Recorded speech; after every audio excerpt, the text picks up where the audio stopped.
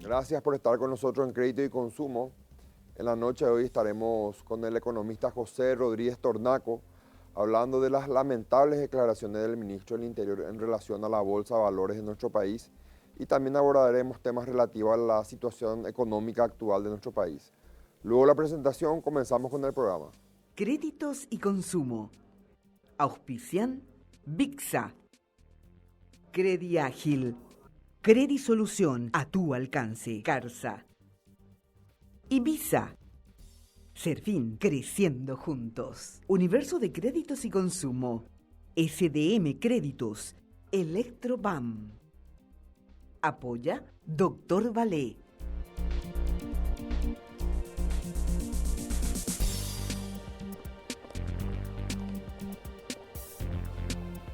Comenzamos la entrevista con el economista José Rodríguez Tornaco. Buenas noches, doctor. Gracias por acompañarnos. Buenas noches, Estefan, a la audiencia. Muchas gracias por recibirnos en sus casas. Doctor, queremos un poco hablar de varios temas contigo, de la economía en general del país, pero también adentrarnos en el tema que fue auge, se tocó mucho en estas últimas semanas en el país, que es el tema de la bolsa de valores. Me gustaría profundizar contigo en las expresiones del ministro del Interior. Quiero escuchar tu opinión sobre la misma, las consecuencias, pero antes una breve introducción. Como economista manejas mucho el tema de bolsa de valores también. Para nuestros televidentes, ¿en qué consiste la bolsa de valores? Ok, Estefan, contémosle a la gente. Cuando vos querés desarrollar algún emprendimiento, tenés la posibilidad de hacerlo con capital propio, que muy poca gente lo tiene, sacar un crédito de un banco, que hoy las tasas activas en el mercado están en promedio entre el 12 al 13%, o de lo contrario, ofrecerle a algunos privados tu proyecto, seducirlos y convencerlos para que inviertan en él, a través de lo que se llama el mercado de valores. El mercado de valores es un mercado secundario de captación de fondos para financiar tus proyectos. Y en Paraguay llevó mucho tiempo desarrollarlo, porque hay que contarle a la gente que Paraguay salió de dos crisis financieras en donde se permitió sanear el sistema financiero, que fue un capítulo muy importante, y a partir de la estabilización del sistema financiero se avanzó en una segunda etapa que es el desarrollo del mercado de valores, a través de la bolsa de valores. Entonces la gente, las empresas en particular, se formalizan, organizan sus balances, piden una calificadora de riesgo que revisa sus balances y ofrecen sus proyectos de inversión a través de la captación del ahorro privado de la gente en esa bolsa de valores. ¿Y por qué la gente invertiría ahí no en un banco? Porque si vos dejas tu plata en un banco, los bancos hoy en promedio, en las llamadas tasas pasivas, te pagan entre el 5 al 6% año. La bolsa de valores, a través de títulos diversos de empresas muy serias, muy creíbles, te pagan en promedio 11 a 12%. Por lo tanto, es una fuente de ganancia para el ahorrista privado. Y también es una fuente de ganancia para el que va a desarrollar un proyecto, porque va a tener dinero más barato que lo que tendría en los bancos. Y además, lo que adquiere es un socio que le financia la inversión porque sabe que hay un riesgo, pero ese riesgo está evaluado por balances serios, por empresas serias, por calificadoras de riesgo y por casas de bolsa que salen a ofrecer la posibilidad de invertir. Y es importante el tema también del nombre de tu programa. El término crédito, desde su percepción de generación etimológica y también desde su significancia en el diccionario de la Real Academia, dice buena fama o buen prestigio.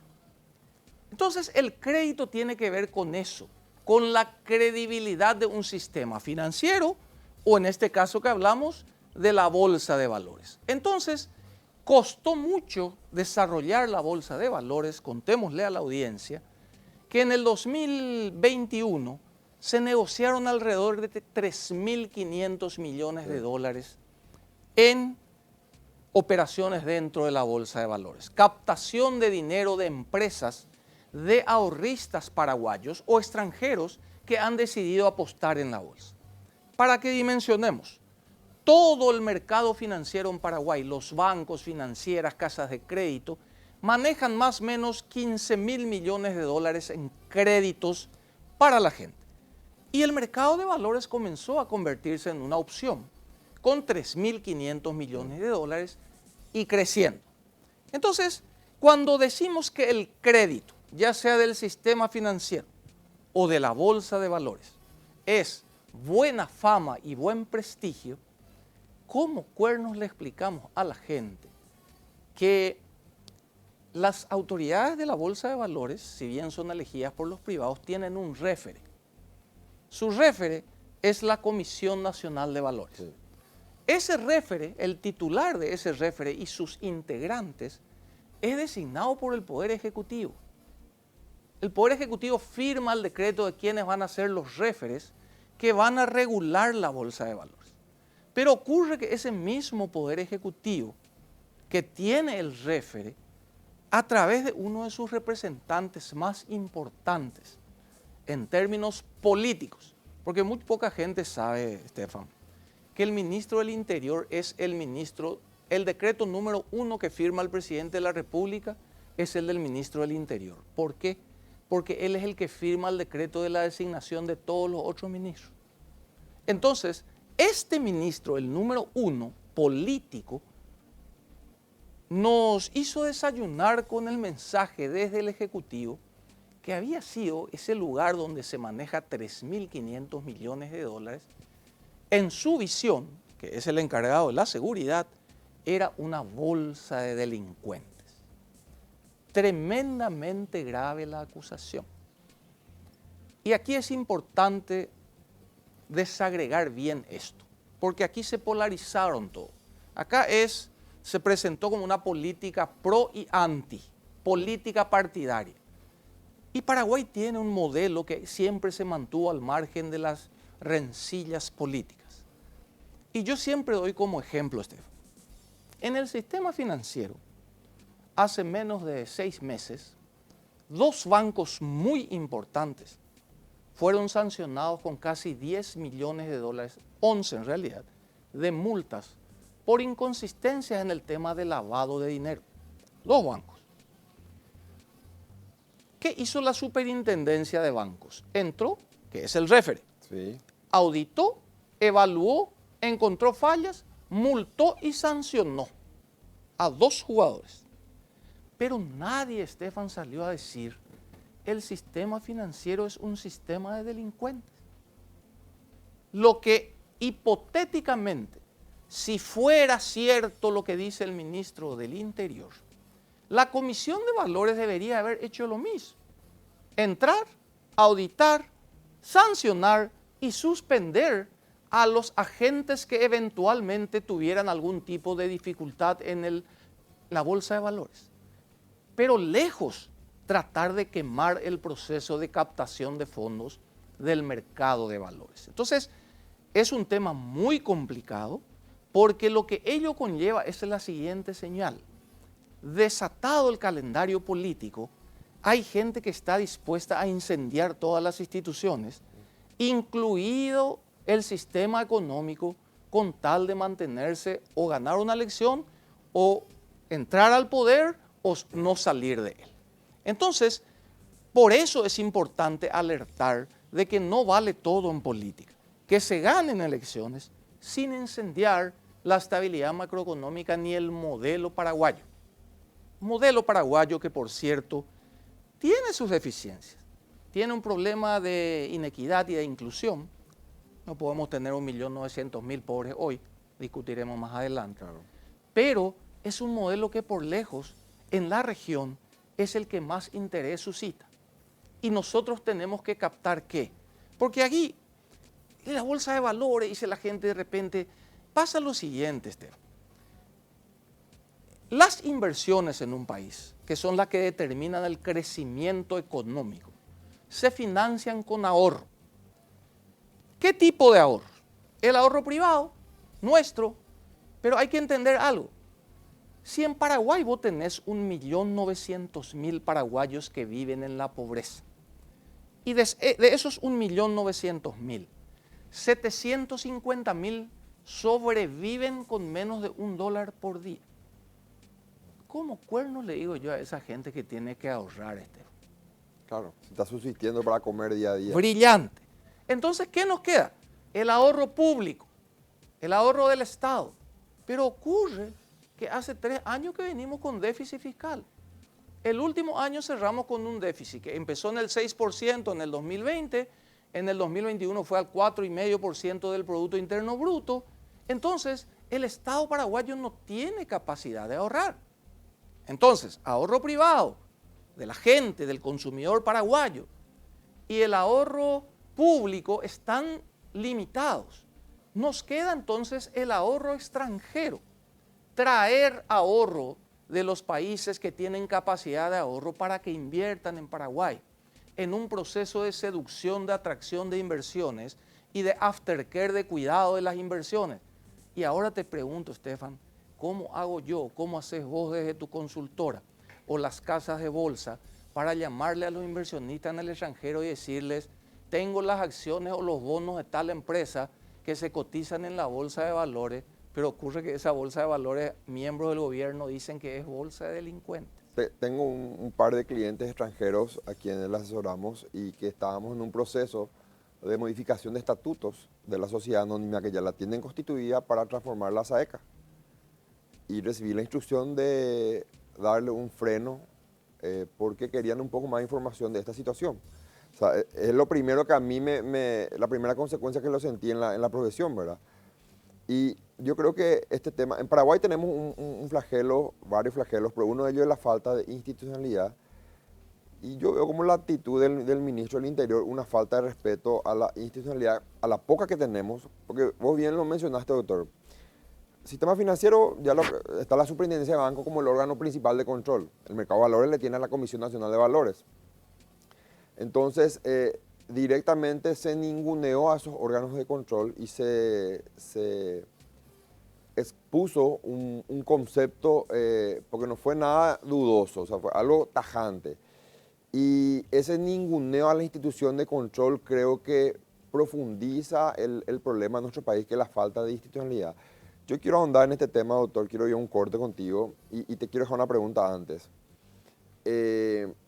A tu criterio, esta expresión del ministro Yucio es una expresión que estuvo consensuada con los demás actores del gobierno, entiéndase, ministro de Hacienda, ministro, ¿por qué no decir Industria y Comercio?, ministros vinculados de alguna u otra forma al giro de la economía del país, ¿o no?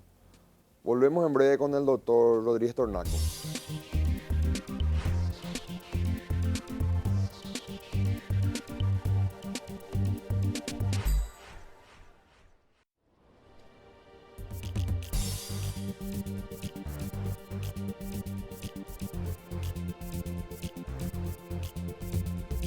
Continuamos con nuestro invitado. Doctor, te hice una pregunta en el bloque anterior y ¿por qué te la hago? Yo me imagino en la primera reunión de ministros post declaración del ministro Yucio, presidente de la República, ministro de Hacienda, ministro de Industria, el ministro de Hacienda, creo que Paraguay tiene no sé cuántos millones de dólares colocados en bonos del Tesoro, en el mercado de valores, y probablemente estén analizando algún otro prospecto de emisión nuevo. Entonces, yo no creo que esto haya sido algo consensuado. Yo supongo que acá habrá venido, vamos a usar la palabra, un acapete diplomático al ministro del Interior por esta expresión. ¿O vos creés que acá hay libertad total para manifestar cualquier tipo de expresión, no importa si dañamos o no la economía? A ver, Estefan, hay que entender una cosa.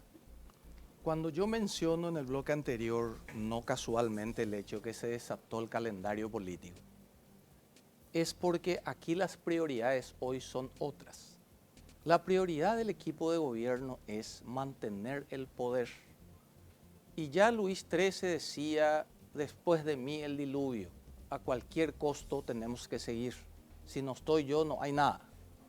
Por eso vos me mencionás, ¿será que lo hizo de manera...? Yo estoy seguro que él no tiene, ellos están en una guerra política y no tienen idea de la dimensión del daño que pudieron haber causado. Y acerca de que si fue coordinado o no, no es la primera vez. Yo te hago una pregunta. Hace un seguimiento de estos 4 años, ¿cuántas reuniones de Consejo de Ministros hubieron? Con suerte, 3, que yo recuerde. ¿Equipo económico? No. Yo te hago una pregunta, ¿quiénes son los integrantes del equipo económico? Y te aseguro que no te acordarás. ¿Por qué? Porque la coordinación no ha sido nunca el fuerte del gobierno. Entonces, antes había un liderazgo muy fuerte de Benigno López, que manejaba lo político y lo económico, claramente. Bien o mal, Bien no o podemos mal, negar que había un liderazgo. había una cabeza que era Sí. el que coordinaba las cosas. Eso se fue perdiendo en el tiempo. Y te doy un ejemplo, juzguemos por los hechos. A la semana que el ministro del Interior dice que la bolsa de valores es una bolsa de delincuentes, el jefe del equipo económico y ministro de Hacienda emite casi 200 millones de dólares. Sí. Entonces, coordinación no hay. No. Sí hay una agenda política que se superpone a cualquier otra prioridad y eso es lo peligroso. ¿Por qué es lo peligroso? Porque vos estás hoy en una administración que pasó de 8.000 millones de dólares a 13.000 y cola de deuda externa. Y la deuda per se no es mala cuando esa deuda va a inversiones y produce un crecimiento del Producto Interno Bruto. Entonces, crece tu denominador y tu relación deuda-Producto Interno Bruto termina en el largo plazo bajando. Pero ¿qué pasó acá? Vos tenés un incremento de casi 5.000 millones de deuda externa y tenés 2 años consecutivos de caída en el Producto Interno Bruto, un efecto rebote que lo único que hizo fue acercarte al tamaño de la economía del 2018 cuando empezó el gobierno, y ahora por efecto de la sequía de vuelta tendremos otra vez un estancamiento económico. Entonces, ese endeudamiento no se reflejó en la calidad de vida de la gente. No importó. ¿Por qué no importó? Porque además seguimos endeudando. Vos mirás los indicadores de pobreza, nos estancamos económicamente, tenemos 265.000 paraguayos que eran clase media y pasaron a la pobreza. Tampoco importó. Entonces, la agenda política hoy para nada mira el escenario económico y eso es lo realmente preocupante. Aquí hay que escapar a ese maniqueísmo que mucha gente en las redes intentó colocar diciendo, no, Yucio es anti-fulano y todo lo que opinan lo contrario son pro-fulano. No, acá hay una realidad. Yo insisto, todos los controles que se revisen, que se sancionen, que se suspendan, si hay calificadoras de riesgo que no hacen su trabajo, si hay casas de bolsas que ofrecen cosas que no son, fantástico, limpiemos el proceso, pero no quememos el proceso. Esa es la preocupación. Vos no podés, en la boca del funcionario político número 1 del país, encargado de la seguridad, herir de muerte a un proceso de captación de valores en el país. Y por eso tengo que hacer hincapié. A tal punto lo desdicen desde la administración económica que a la semana el ministro de Hacienda va a esa misma bolsa de delincuentes y emite 200 millones de dólares. Entonces, recordemos, el referí, el árbitro de la bolsa de valores, es nombrado por el señor presidente de la República. Si él no está de acuerdo con el trabajo de los árbitros, cambiémoslo. Ese referé, la Comisión de Valores, se vincula con el Poder Ejecutivo a través del Ministerio de Industria y Comercio. No escuché una sola mención del señor ministro de Industria acerca de la gravedad de este tema. ¿Por qué le dan al Ejecutivo, por qué la ley establece que el vínculo de la Comisión de Valores es con el Ministerio de Industria para relacionarse con el Ejecutivo? Porque el Ministerio de Industria es la puerta de entrada a las inversiones serias a Paraguay. Entonces el ministro de Industria, que es el que en condiciones normales debe salir a promocionar el país, a traer inversiones, tiene que poder decirle, tenemos una bolsa de valores que puede ayudar a que ustedes se capitalicen o capten recursos para sus proyectos. Entonces, este tipo de situaciones son las que uno pretende alertar desde su atalaya técnica, pero a veces la miopía política que ya está instalada desvirtúa las cosas, pero a la larga, por el peso de las verdades, esto se termina transparentando. Reitero, como el sistema financiero tiene errores y hay una superintendencia de bancos, si hubieran errores en la bolsa de valores, hay los mecanismos para poder corregir, pero no podemos englobar esas acusaciones y emitir una frase tan irresponsable como esa. Y te doy otro ejemplo antes de cortar, Estefan. Quiero que mires, vos que sos una persona que visitas mucho las redes y Fíjate en The Economist México. Anteayer, López Obrador, el presidente de México, sale a aclararle a la gente que una empresa inversionista española que tuvo problemas allá, también en el mercado de valores, estaba siendo estigmatizada por una cuestión de estafa, lo que sea. El presidente sale a decir, si hay alguna responsabilidad de esta empresa española, que la juzguen, pero no generalicemos las acusaciones. ¿Por qué? Porque la responsabilidad, usted es un gobierno de izquierda, el de mexicano, Sí. aún así nadie Protege niega, al mercado valores. protege obviamente al sistema crédito y consumo, hermano. Sin crédito no hay consumo, sin consumo nadie vende nada, si nadie vende nada, nadie produce nada. Si nadie produce nada, nadie contrata gente. Si yo no contrato gente, esa gente que no tiene empleo, una segunda vuelta está sin ingresos de vuelta. Entonces tampoco va a poder volver a comprar nada en la siguiente y empieza una espiral. Un círculo vicioso que a la perjudica larga, la economía. Un premio Nobel hindú, Ragnar Nurs, en la década de los 70 decía, el pobre es pobre porque es pobre nomás luego, decía. Porque no tiene capacidad ni de ahorro ni de consumo, porque no tiene crédito. Entonces, cuando logramos desarrollar un sistema como el mercado de valores y por una guerra política miope se ataca esos fundamentos, pues de donde sea tenemos que alertar, Estefan, porque está mal. Esta declaración del ministro Yucio para mí demuestra una vez más, está instalado, es algo típico en la idiosincrasia paraguaya, el meter en una misma bolsa a todos los actores, sea el sector que sea. Sector político, sector económico, sector financiero. Ya nos pasó de más una oportunidad crecer en la Cámara de Empresas Crediticias, que la aglutina a las casi 40 empresas, casas de crédito más importantes del país. Y en Paraguay tenemos, doctor, casi 500 casas de crédito inscritas ante el Banco Central. Muchas de ellas hicieron su upgrade financiera, Claro. otras están yendo a bancos. Es decir, hay un proceso de crecimiento. Claro, y lo que yo digo es que muchas veces las casas de crédito son tal o cual, hacen algún tipo de conceptos erróneos y la metes a todas en la misma bolsa y hay un gremio crecer que la aglutina a las más formales. Varias de ellas cotizan en bolsa, varias de ellas formales y que cumplen día a día con sus impuestos. Eso, el hecho de, yo veo que la expresión del ministro Yucio, veo una manifestación de la idiosincrasia generalmente del paraguayo de meterlos a todos en la misma bolsa. ¿Cómo crees? Yo vi un comunicado de la Bolsa de Valores de Asunción donde ellos se limitaron a explicar. La Bolsa de Valores de Asunción hoy en día ejerce su actividad y sus funciones dentro del marco de la ley, citaron las leyes que las regulan, hablaron del órgano regulador, la Comisión Nacional de Valores, mencionaron que no existe ningún tipo de transacción en efectivo, porque eso también dijo el ministro Yucio, habló de que la gente iba a comprar en efectivo. Bueno, quiero ir sobre ese tema después. También aclararon que la empresa auditora internacional de mucho prestigio, Ernst & Young, es la empresa que le audita a la Bolsa de Valores de Asunción. Entonces se limitaron a hacer un comunicado expresando estas cuestiones que te mencioné. ¿Qué pensás? Yo sé que tenés una forma que a mí me gusta mucho de ser impetuosa y de ir frontalmente a enfrentar los problemas o las cuestiones coyunturales.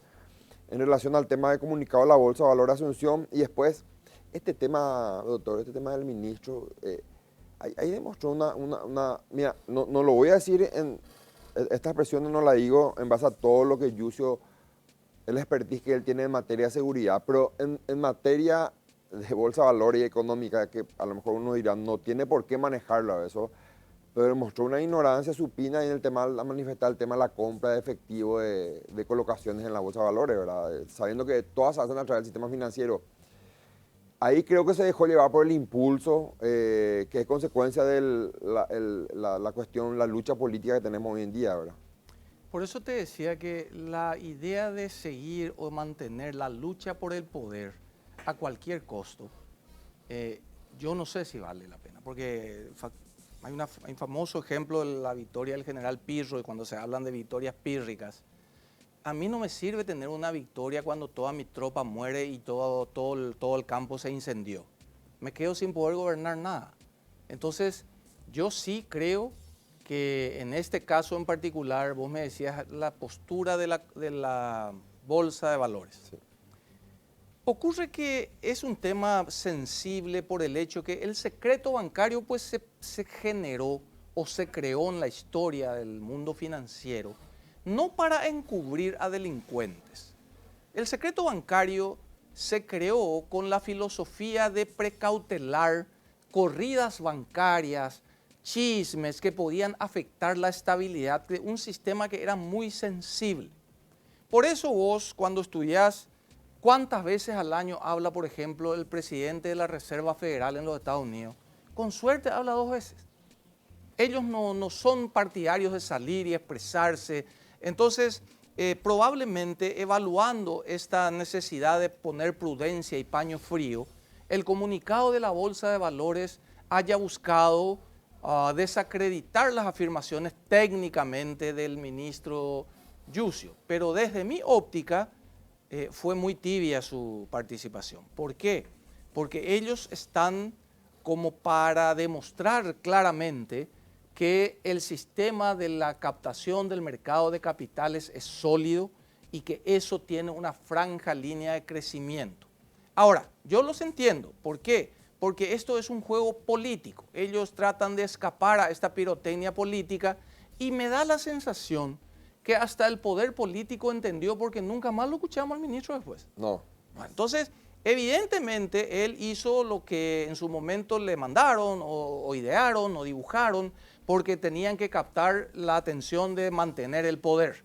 Cuando dimensionaron que eso tenía una onda expansiva y que podía dañar a un sector tan importante, porque yo te aseguro, Esteban, que el presidente de la República, a través de su ministro de Hacienda y a través de su presidente del Banco Central, segurísimo que habrán recibido ramalazos desde el sector financiero diciéndole, che, pero paren, bajen los decibeles. Claro. Porque además, así como a vos me mencionabas tu experiencia con tus inversionistas privados, a mí me consta que los compañeros del Banco Central que estaban preparando los dossiers para emisiones de Paraguay han tenido que responder cientos de consultas acerca de este exabrupto. Entonces, hay que entender claramente, la cuestión económica y política eternamente han sido 2 caras de la misma moneda, siempre. Por eso se hablaba que las reformas económicas hay que hacerlo durante los primeros años de gobierno porque luego se desata el calendario electoral y ahí lo que ya importa es mantener el poder y mucha gente sostiene que es a cualquier costo. Yo no comparto eso, yo creo que Paraguay ha tenido una virtud en los últimos 20 años, a pesar inclusive de cambios en el signo político, el modelo económico se mantuvo, más allá de alguno que otro chispazo o pirotecnia de intentar introducir algunas cosas que ya han sido fracasadas en la región. El modelo en Paraguay nadie discutió, la estabilidad macroeconómica no se discute, hasta Lugo, de su corriente más izquierda, buscó un representante, ministro de Economía, que pretenda mantener el camino, logró que eso, ¿por qué? Por lo que vos decías, las instituciones quedan y las personas van a pasar. De nada nos servirá que incendien las cosas que están bien hechas, pero reitero, lejos estamos de insinuar siquiera que se tapen cosas que están mal. Vuelvo al inicio de nuestra exposición, que se intervenga, que se sancione, que se castigue, que se multe, que se suspenda. Si existen operadores en cualquier lugar, financiero o mercado de valores, que están buscando el camino torcido, hay un réfere y los réferes están manejados por el Poder Ejecutivo.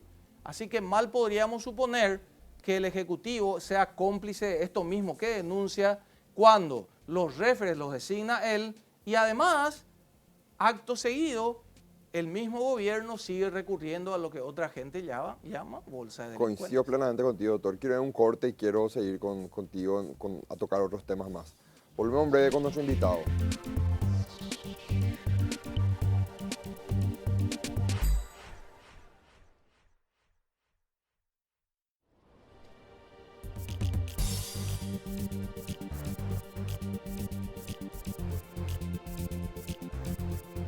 Continuamos con nuestro invitado. Doctor, quiero aprovechar tu presencia en el programa para también, además de la cuestión que ya la analizamos de la Bolsa de Valores, hablar un poco contigo del tema del crédito en nuestro país. Y quiero hacerte una breve exposición. Aquí en el programa, en varios programas ya hemos tocado el tema de la complejidad de la asistencia financiera, asistencia crediticia en nuestro país.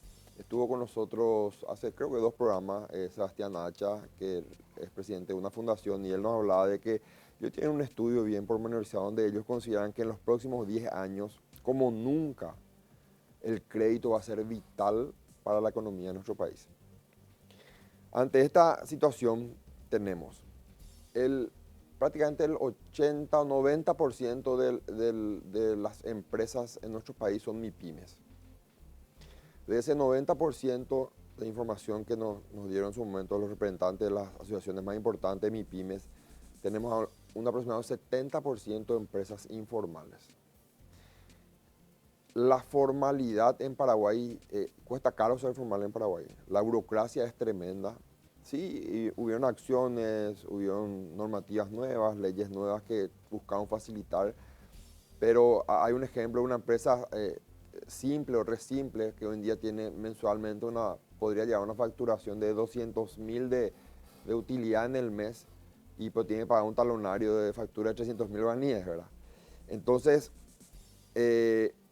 ¿cómo trabajamos en la formalización para que aquellas MIPYMES, aquellos emprendedores puedan tener acceso al crédito, al tener acceso al crédito puedan crecer en su emprendimiento, generar puestos de trabajo y así hacer girar la rueda de la economía? ¿Cuál es tu criterio en ese sentido?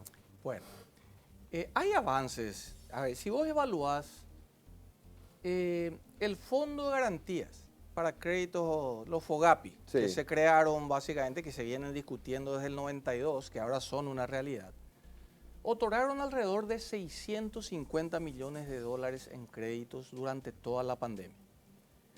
Va a ser un tremendo desafío, primer capítulo, porque ahora hay que empezar a devolver eso. Sí. Hay que empezar a devolver. Me dicen que hay ya una serie de pedidos muy importantes para refinanciar. Las condiciones fueron muy buenas porque en términos reales terminamos prestando al 2%, prestaban al 9% y la inflación del 7% terminó en términos reales un 2%, pero vamos a ver cómo termina el tema de la devolución.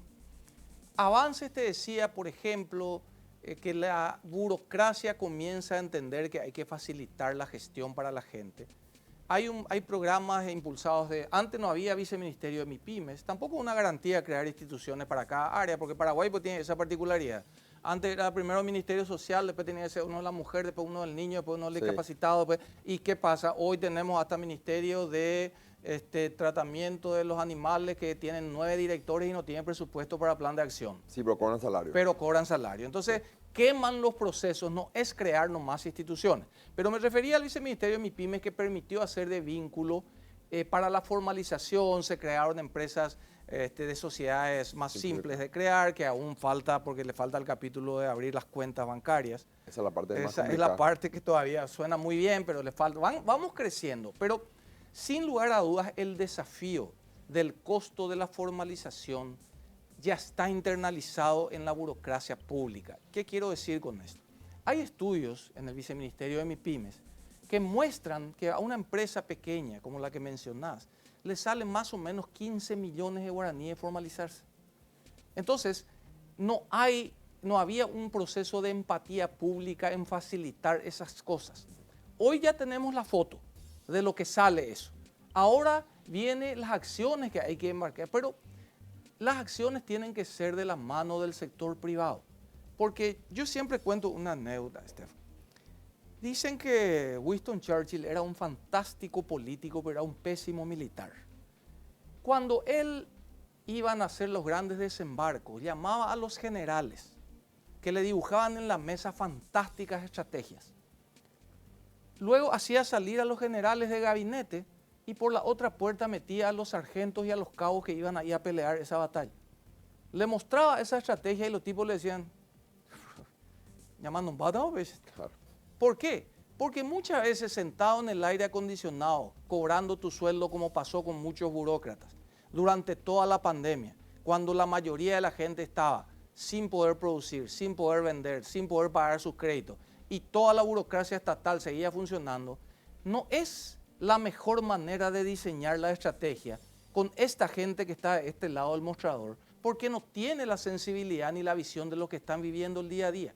Por lo tanto, incorporar a los verdaderos agentes de micro y pequeña y a las casas de crédito que son las que reciben todos los días, porque te guste o no, hay realidades, hay gente que ante las burocracia de papeleo que se les pide para un crédito, prefiere ir a la casita esta en la esquina en el mercado de abasto, que le cobra intereses diarios, sí, y terminan frustrando cualquier intento de superación.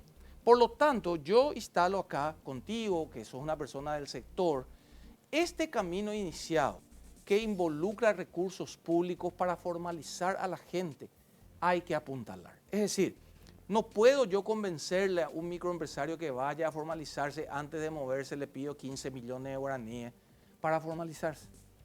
Él arranca en un término negativo porque le vas a decir, sí, pero en el largo plazo, ¿qué hay necesidad en el largo plazo? Estamos todos muertos. Hay que resolver el problema hoy. Entonces, yo te insto a que desde ese grupo de crecer, involúcrense, empoderen de los recursos que hay en el Viceministerio de Micro y Pequeñas Empresas, fortuna de recursos públicos y asesorías y de cooperación internacional para gente que está en una burocracia hoy dibujando en un gabinete y no tiene idea de lo que realmente necesita el micro y pequeño empresario. No puede ser, te voy a dar un ejemplo.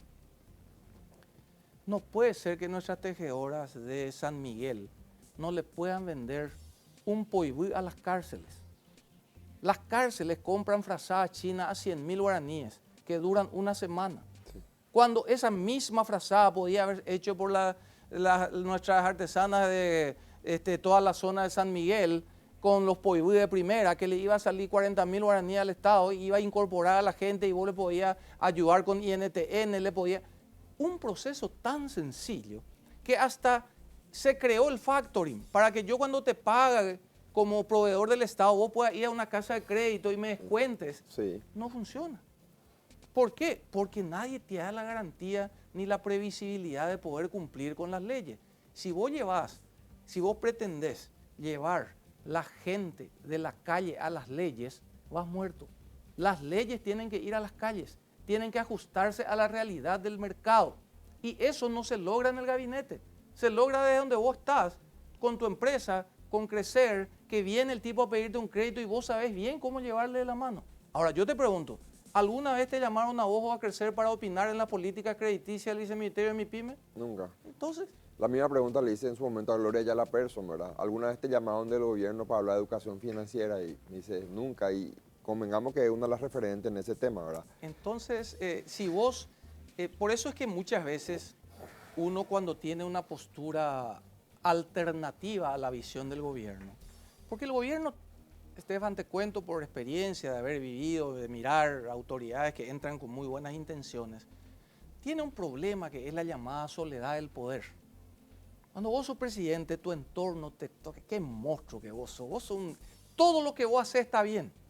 Nadie se anima a mostrarte una visión alternativa y decirte, hermano, vamos a dejar de comprar frazada china para las cárceles y vamos a comprar pollo de nuestras artesanas. Cosas tan básicas como esas, ¿qué te iba a permitir eso?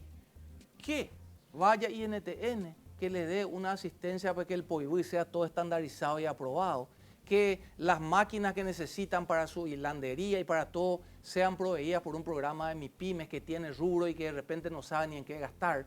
Entonces, ¿qué es lo que vos le ofreces? No una ayuda para que la máquina se funda ahí. Le está ofreciendo el negocio, además el financiamiento, el descuento de ese dinero con la ley de factoring, y le está dando un mercado para que de aquí a 5 años se pueda parar solo. Entonces, estamos hablando de una visión hecha por gente que no está en el frente de batalla. Ese tema del frente de batalla creo que es clave. Quiero en el próximo bloque hablar contigo, que es nuestro último bloque, doctor, del tema de... Quiero mezclar un poco política, economía y sector privado. Quiero adentrarme un poco, no quiero perder la oportunidad, pero yo sé también tener varios criterios muy interesantes desde el punto de vista político y quiero aprovecharlo, doctor. Volvemos breve con nuestro invitado.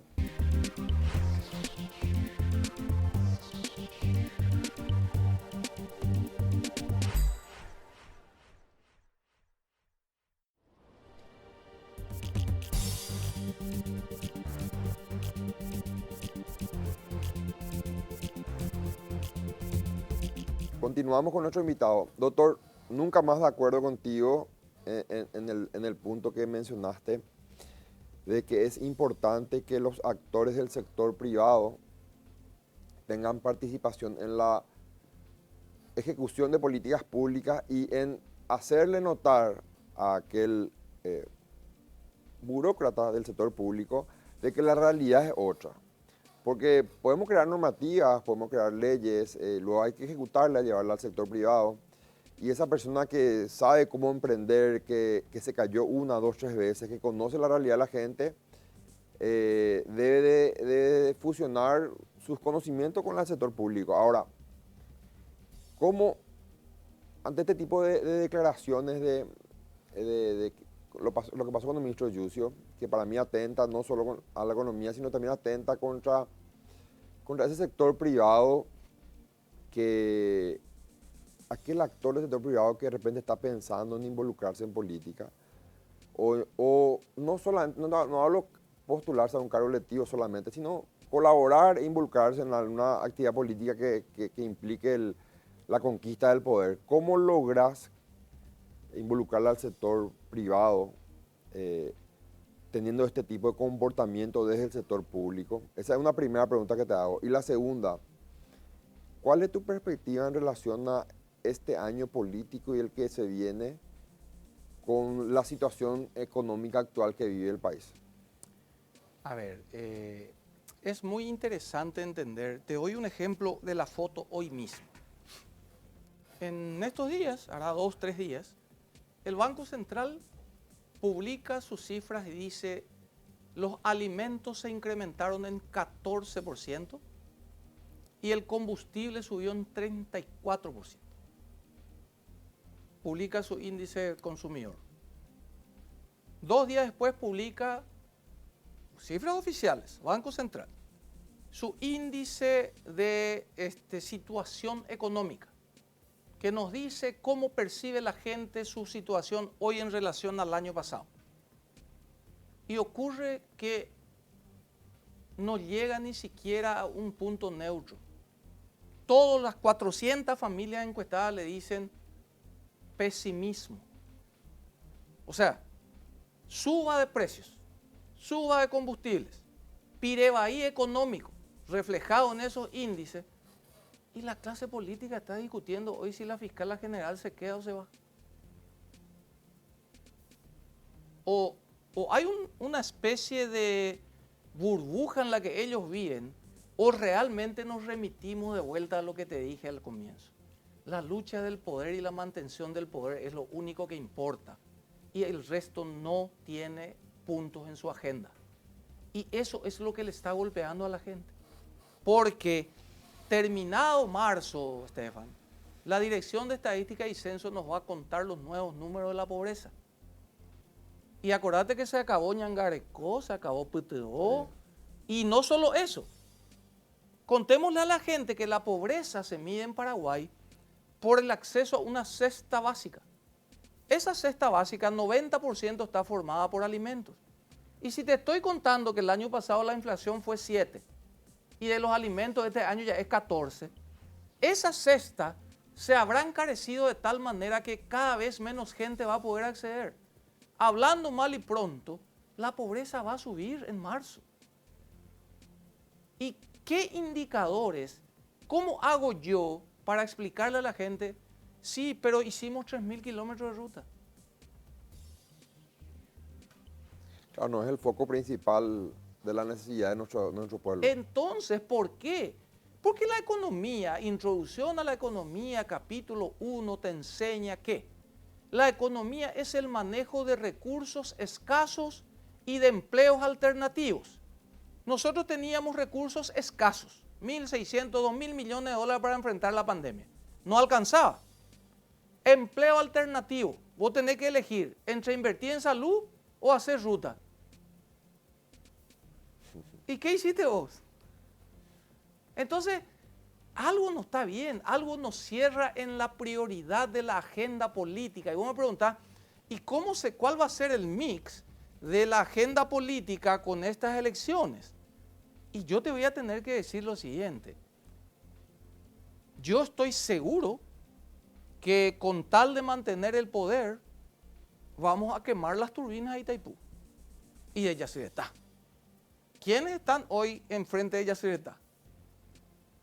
Un expresidente político de raza que sabe que la prioridad es ganar la elección. ¿Vos crees que él va a priorizar el gasto para la gente en este periodo? Incluido que está evaluando, dicen que algún pariente sea senador. Por lo tanto, yo te aseguro que las turbinas van a trabajar a full para la campaña. Y yo te aseguro que envían una ley de renovación de la ley de emergencia, que decía en su artículo 4, facúltase a contratar todo el personal de apoyo para la salud. Es la apertura La apertura. al clientelismo, a los cargos políticos para campaña electoral. Y te embretaban cuando vos opinabas sobre esto y alertabas, te decían, vos querés que se muera la gente. Vos no querés que haya plata en los hospitales. No, era solamente, se les aprobó eso y se les suspendió la contratación de personal y no pasó nada. Entonces, de lo que hablamos de qué es, que la agenda está clara. La prioridad no va a ser la economía, va a ser la política. Y sobre esa base, el sector privado va a tener que moverse. El sector privado va a tener que saber qué hacer con la sequía. Afortunadamente se relajaron algunas reglamentaciones financieras para poder no solucionar, pero por lo menos administrar los daños. Y yo te pregunto, si 200 millones de dólares se habilitaron para los grandes productores, 35 millones en el crédito agrícola también, ¿qué va a pasar cuando en marzo venga la marcha campesina en campaña política y a pedirte subsidios?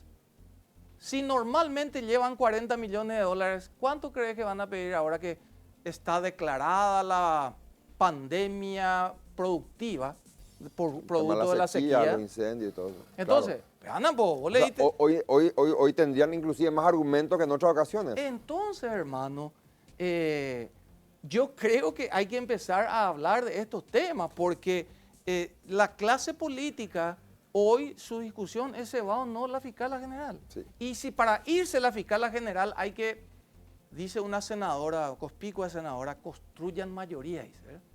Si para sacarla a la fiscal vos tenés que construir mayorías, ¿vos crees que no te van a cobrar después de esa construcción de mayoría? Para que vos votes destituir la fulana, después van a venir los campesinos. Ellos quieren que se le dé 100 millones. Hay que devolver el favor, ¿verdad? Claro.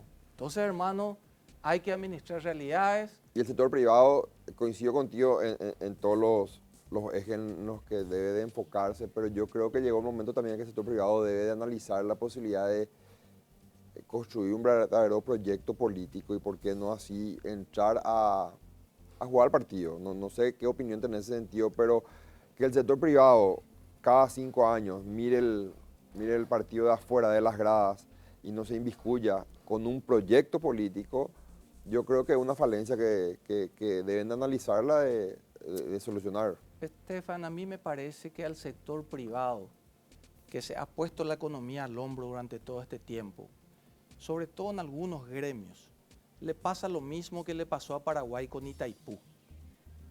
Nos compraron con espejitos mucho tiempo en Itaipú. Nos daban un puente, nos daban una franja costera y entonces las autoridades como que con guiño cómplice no se encargaron de hacer las 2 líneas de 500, no se encargaron de negociar la tarifa, no se encargaron de preocuparse de muchas cosas. Y hay un sector del sector privado, acordate que el Estado gasta al año 4.000 millones de dólares en compras públicas. 4.000 millones de dólares de eso, que a mí me parece bien que el dinero quede acá para desarrollar industrias locales. Hay un certificado de producto y empleo que otorga a la industria nacional un 20% de precio preferente. Y hay mucha gente que no entiende que ese es su derecho y que cree que tiene que ser de alguna manera afable con el gobierno para que esos beneficios no se corten. Claro, lo que quería decir todo el tema, aquellas personas del sector privado que son proveedores del Estado deben de entender el juego político y ser un poco condescendientes con Y que las reglas políticas para poder ir operando en el sector privado. Entonces, que estos beneficios que ellos tienen y que han logrado con mucha actividad gremial fantástica, claro, son beneficios que le da el Estado, no al gobierno, y que los gobiernos pasan, y que esas políticas hay que salvaguardar y no quemarlas. Entonces cuando vos me decís, el círculo rojo que influye en la política es tremendamente, tiene un peso específico muy fuerte en las elecciones. Apoyar las candidaturas, muchas veces aportar a las candidaturas, transmitir a través de sus medios y sus empleados la posibilidad de apoyar tal o cual proyecto. Por supuesto que deben inmiscuirse, porque de lo contrario, la clase política va a hacer lo que pasó alguna vez. Vinieron primero por los gitanos, luego vinieron por los negros, después vinieron por los judíos, y cuando yo quise defenderme ya nadie me podía defender. Claro. Coincido plenamente contigo, doctor. Te agradezco mucho por habernos acompañado, muy útil la charla, da gusto conversar contigo, porque no solo manejas conceptos económicos, sino también políticos, y eso siempre genera una entrevista fluida, ¿verdad? Te agradezco una vez más. Vamos a estar generando más programas cuando este tema de la pandemia se calme un poco más. Queremos hacer programas con mayor cantidad de gente. Quiero generar debates con diferentes actores del sector público y privado, y ahí obviamente voy a estar invitándote nuevamente. Al contrario, yo estoy muy agradecido por el espacio, a los auspiciantes, tirarle el desafío que ellos tienen que involucrarse y tratar de que la burocracia pública realmente utilice los recursos que tiene para cosas que sirvan, porque a veces nos vamos todos en planes y la gente no siente el beneficio, porque la economía finalmente, Estefan, mejora en la calidad de vida de la gente. Y si yo te digo que subió la pobreza, y si yo te digo que subió el desempleo, y si yo te digo que no creció la economía, hermano, algo estamos fallando. Muchas gracias, doctor. A las órdenes, mis respetos a la audiencia. Esta fue la entrevista con el economista José Rodríguez Tornaco. Gracias por estar con nosotros una vez más en Crédito y Consumo. Lo esperamos el próximo jueves, 21 horas. No se pierdan este próximo programa de Créditos y Consumo. Nos visita el economista José Rodríguez Tornaco. Hablaremos sobre la bolsa de valores y la situación económica actual del país. Próximo jueves, 21 horas por Canal Pro. Crecer presentó Créditos y Consumo. Auspician VIXA, Crediágil, Credisolución a tu alcance, Carsa, Ibiza, Serfín, creciendo juntos. Universo de Créditos y Consumo, SDM Créditos, Electrobam. Apoya Dr. Valé.